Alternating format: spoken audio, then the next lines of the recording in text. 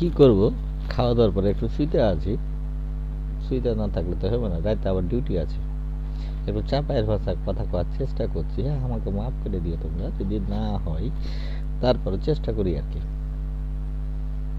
আমার কাজটা কি জানো, রাতে ডিউটি থেকে এসে সকালবেলা ফ্রেশ ট্রেশ হয়ে ঘুমিয়ে গেল, ঘুম থেকে উঠেই শুরু করলো রান্না বান্ধা হইলে খানু, খেয়ে আবার শুনু, শোয়ার পরে আবার উঠে কোনটা কি করবো না করে রেডি হয়ে গাড়ি আসলো, ওই পক পক করে উঠে গেল গাড়িতে।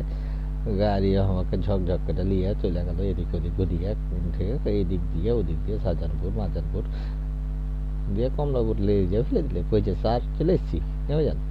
তো কি আর করা, নেমে যেয়ে অফিসে ব্যাগটা ধুয়ে একটু চা টা খেয়ে দিয়ে মানুষজনের সাথে কথাবার্তা কইয়া হেলমেট ভেস্টটা পইরা সাইডে যেয়ে দেখি মাগারেরা কাম করছে। তো কামের মতনই কাম করছে, কি আর কাম করবে, করকে কাম।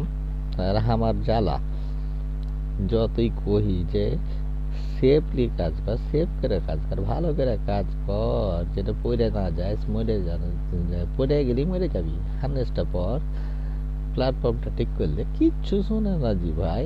জ্বালাই আছি আর একে লিয়ে জি একই কথা কইতে কইতে আমি অস্থির। তারপরেও আজকে কোনো কথাবার্তা কিনো করছিস ঠিক নাই, কিচ্ছু বোঝে না।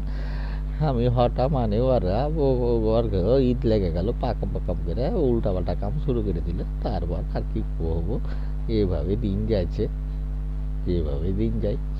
কিন্তু এটা তো আমার পয়সা লয়, আমার মনের ভিতরে খুব কষ্ট যে মানুষজনকে বুঝিয়েও যদি মানুষজন না বুঝে, তাহলে আমি আর কি কইতে পারতাম, কি করতাম। আমার আর ভাল লাগে না এসব।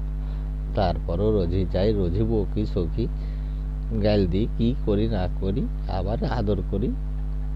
আদর বলতে মনে করি না যে বুকের ভিতরে জড়িয়ে ধরি, বুকের ভিতরে জড়িয়ে ধরে যেই খালি আদর, সেটা কিন্তু লয়। মেলা আদর আছে, মেলা রকমের আদর আদর করি। তো ভালো থাকো সবাই, আবার কথা হবে।